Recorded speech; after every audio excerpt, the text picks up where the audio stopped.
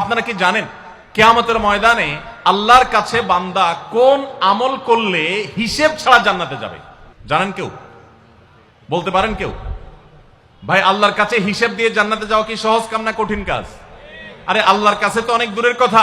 আপনি যে প্রতিষ্ঠানে চাকরি করেন তার মালিকের কাছে, উপরস্থ বসের কাছে একেবারে পুঙ্খানুপুঙ্খ করে প্রতিটা পয়সার হিসাব দিয়ে একদম সবকিছুতে পারফেক্টনেস প্রমাণ করা, এটাই তো একটা কঠিন কাজ, দুঃসাধ্য কাজ। সেখানে সারা জীবনের হিসাব আল্লাহর কাছে দিয়ে পাই পাই করে তারপর আপনি জান্নাতে যাবেন, বিষয়টা এত সহজ না। তাহলে হিসেব ছাড়া আল্লাহ তাআলা এমনিতে বলবেন হিসাব টিসাব নাই, তোমাকে এমনি জান্নাতে দিলাম, এটা চান আপনারা? দেখুন কোরআনে কারীম আল্লাহ তাআলা বলছেন, ইন্নামা ইউওয়াফাস সাবিরুনা আজরাহুম বিগাইরি হিসাব। আল্লাহ বিনিময় দেওয়ার ক্ষেত্রে, সওয়াব দেওয়ার ক্ষেত্রে দুনিয়াতে যারা সবরকারী হবে, যারা ধৈর্যশীল হবে, যারা সহিষ্ণু হবে, যারা নিজেকে নিয়ন্ত্রণ করতে পারবে, এই সবরকারীদেরকে আল্লাহ তাআলা হিসেব ছাড়া দিবেন, তাদেরকে সওয়াব দিবেন হিসেব ছাড়া।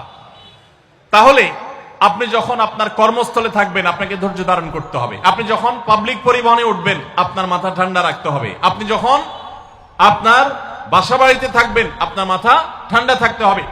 মাথা গরম হয়ে যায় যাদের, হট মেজাজ যারা, কথায় কথায় মাথা গরম হয়ে যায়, ধৈর্যহীন হয়ে যায়, যেখানে সেখানে গন্ডগোল বাধায় দেয়, মারামারি বাধায় দেয়, ধৈর্য সহ্য বলতে কিছু নাই, এই লোকগুলো কিন্তু এই সৌভাগ্যবান মানুষদের কাতারে শামিল হতে পারবে না। ঠিক একইভাবে দাম্পত্য জীবনে সুখী হতে হলে সবর এবং শকর, এই দুইটা মূল মন্ত্রের কোন বিকল্প পথ খোলা নেই। সেটা স্বামীর জন্য প্রযোজ্য, স্ত্রীর জন্য প্রযোজ্য।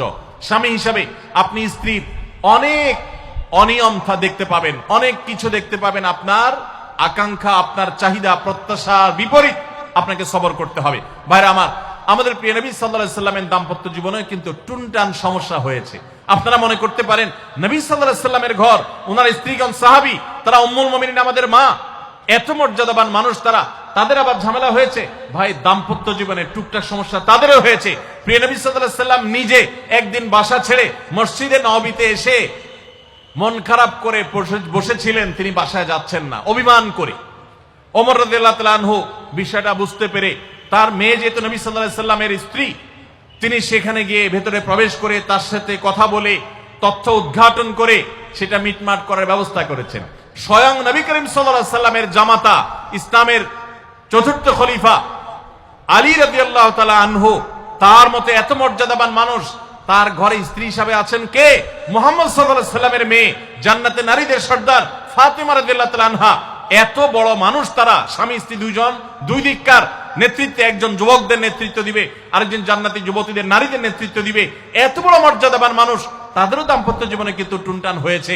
একবার আলী রাদিয়াল্লাহু তাআলা আনহু এসে মসজিদে টানটান হয়ে শুয়েছিলেন মাটিতে, মনটা খারাপ, ঘরে একটু হালকা ঝামেলা হয়েছে, তো এই জন্য মসজিদে নববীতে এসে মাটিতে শুয়ে আছেন। নবী করিম সাল্লাল্লাহু আলাইহি ওয়াসাল্লাম দেখে বুঝতে পেরেছেন, টের পেয়ে গেছেন যে কিছু একটা হয়েছে বাসায়।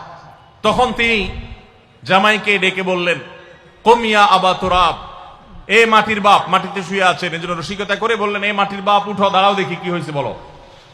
ভাইরা আমার, দাম্পত্য জীবনে টুকটাক সমস্যা হবেই হবে। যারা বিয়ে করেন নাই আগে থেকে প্রস্তুত থাকেন, বুকে পিঠে ছালার বস্তা সব বেঁধে রেডি থাকেন। বিশেষ করে সময় যেভাবে গড়াচ্ছে, তাতে করে সামনে থেকে হেলমেট পরেও যাওয়া লাগতে পারে। শুধু যাওয়া না, বাসায় ঢোকার সময় বাইক থেকে নামার পরে হেলমেটটা আগে খুলবেন না, আগে যা বুঝবেন পরিস্থিতি কি, তারপর হেলমেট খুলবেন। বুঝেন নাই? দাম্পত্য জীবনে টুকটাক সমস্যা হবেই, এটা প্রত্যাশিত। মনে রাখবেন, এই জিনিসটা যদি আপনি আগে থেকে মাথায় রাখেন তাহলে আপনার কষ্ট অনেকখানি দূর হয়ে যাবে।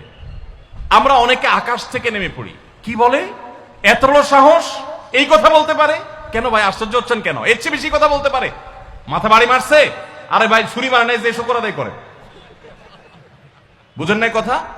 একই কথা বোনদের জন্য প্রযোজ্য। আমার মা বোন যারা শুনছেন তাদেরকে বলছি, আপনার স্বামীর একটা কথা শুনে আপনি আকাশ থেকে নেমে পড়ছেন, আকাশ ভেঙে পড়ছে মাথার উপরে, কি এটা বললো সে, আপনি ডিপ্রেসড হয়ে যাচ্ছেন। আরে বোন, ডিপ্রেসড হচ্ছেন কেন?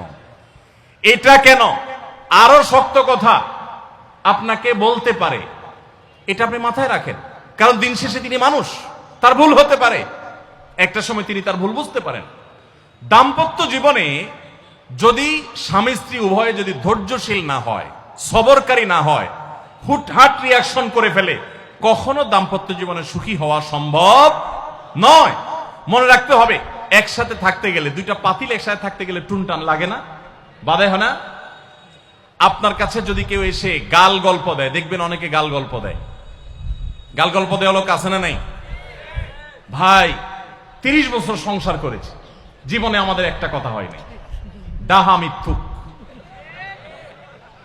এ লোক ডাহা মিথ্যুক। আপনার 50 বছরের সংসারে কোনো বিষয় হয় না। হ্যাঁ, ঝগড়া করেন না সেটা ভিন্ন বিষয়, কিন্তু ভিন্ন মত হবে না, দ্বিমত তৈরি হবে না, নিজেদের মধ্যে ভুল বোঝাবুঝি তৈরি হবে না, একবারও হবে না জীবনে, অসম্ভব। মুহাম্মদ সাল্লাল্লাহু আলাইহি সাল্লামের ঘরে যদি হয়ে থাকে, আলী রাদিয়াল্লাহু তাআলা ফ্যামিলিতে যদি হয়ে থাকে, সাহাবীদের ঘরে ঘরে যদি হয়ে থাকে, আপনি কে? মনে রাখবেন, এই সমস্ত ডাহা মিথ্যা কথা শুনে আপনি চিন্তা করেন, হায় হায় রে, তাহলে আমার বউটা এত ডাইনি। আর মহিলা চিন্তা করে, আমি স্বামীটা এত অমানুষ, কত বড় ডাকাত। দেখো তারা স্বামী স্ত্রী জীবনে কোনো কথা হয় না, আর আমার স্বামী ডেইলি একবার মা বাপ তুলে না গালি গালাজ করলে তার বাটার পেটে ব্যথা জমায় না। এই সমস্যাগুলো আছে না নাই? ভাইরা আমার,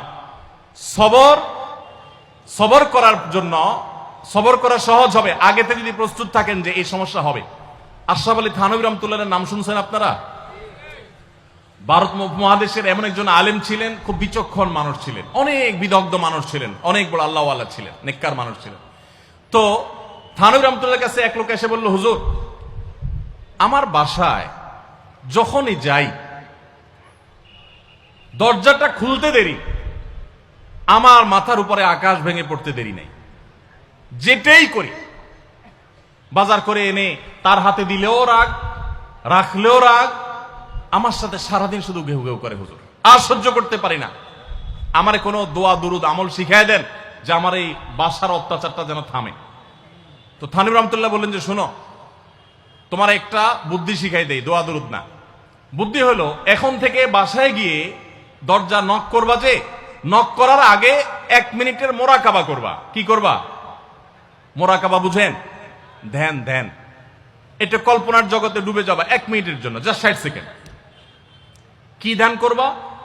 দরজা যায় থামবা, থেমে চোখ বন্ধ করে মাথাটা নিচু করে চিন্তা করবা, আমার ঘরের ভিতরে একটা কুকুর আছে। মানুষ দেখলে কি করবে? ঘেউ ঘেউ করবে। অতএব এটাতে আমার রাগ ভাব তো কিছু নাই, কুকুর কেন ঘেউ ঘেউ করছে এটা জিজ্ঞেস করার তার এক বোকামি। অতএব এটা আমি মাথায় কিছু নেব না, ইগনোর করব। কুকুর থাকলে কুকুর তো ঘেউ ঘেউ করবেই, এটা চিন্তা করে এরপরে বিসমিল্লাহ পড়ে নক করবা। তো এই বুদ্ধি অনুযায়ী পরের দিন আসছে বাসা, আগে 1 মিনিট মোরাকাবা করছে, এরপরে দরজা নক করছে। যথারীতি দরজা খোলার পরেই শুরু হয়ে গেছে যুদ্ধ, ইউক্রেন রাশিয়া, এখন ইসরায়েল ইরান। যুদ্ধ শুরু হয়ে যাওয়ার পর এই লোক অন্যান্য দিন সেও টুকটাক রিয়াকশন করে, হাতাহাতি, বকাবকি, দুই পক্ষ থেকে টুকটাক হামলা পাল্টা হামলা হইতো। কিন্তু আজকে সেই লোকটা আর হামলা টামলা তার করা দূরের কথা, উল্টা সে মিটমিট করে হাসতেছে, এবং একটা পর্যায়ে নিয়ন্ত্রণ করতে না পারে ফিক করে হেসেই দিছে। এবার বউ চিন্তা করতেছে কাহিনী কি? কারণ যারা ঝগড়া করে তাদের সাথে পাল্টা ঝগড়া না করলেও কিন্তু মেজাজ গরম হয়। কদিন আগে শুনছেন না পত্রিকা, যে এক মহিলা স্বামীরে ডিভোর্স দিছে। কেন? কারণ স্বামী ঝগড়া করে না। কদিন আগে পত্রিকা দেখছেন। এই মহিলা যখন দেখছে স্বামী হাইসা দিছে, সে এবার ঝগড়া টগড়া থামায়া বলতেছে, ঠান্ডা মাথা বলছে, কাহিনী কি বলতো, তুমি হাসতেছো কেন? বল না না কিছু না কিছু না। সে তো বলবে না। স্বামী মনে করছে হয়তো অন্য কোনো কাহিনী আছে, কোনোভাবে উদ্ধার করতে পারে নাই। পরের দিন আবার সেম কাহিনী, আবারও হেসে দিচ্ছে। মহিলা চিন্তা করছে ব্যাপার কি? বলে না, আজকে তো তোমার একদিন কি আমার একদিন, বলতেই হবে তোমার। কেন তুমি হাসতেছো? আমার ঝগড়ার বিনিময়ে তুমি ঝগড়া না করে হাসতেছো, অপমান করতেছো। আমার ঝগড়ার কোনো দাম নাই? আমি কি কথা বলতেছি না, এগুলো কোনো মূল্য নাই? যখন চেতে যাচ্ছে এবার বলতেছে, শোনো, তুমি যেহেতু জোরই করতেছো, তাইলে আমি বলি, আমি গেছি এক হুজুরের কাছে, হুজুর আমার এই বুদ্ধি শিখাই দিছে, আমি সেই বুদ্ধি অনুযায়ী চিন্তা করি। এখন আমি চোখের সামনে যখন চিন্তা করি যে কুকুর গেউ করতেছে, আমার হাসি আসে। ও চিন্তা করে, কি বললা তুমি? তাহলে তুমি এই মনে করো আমারে?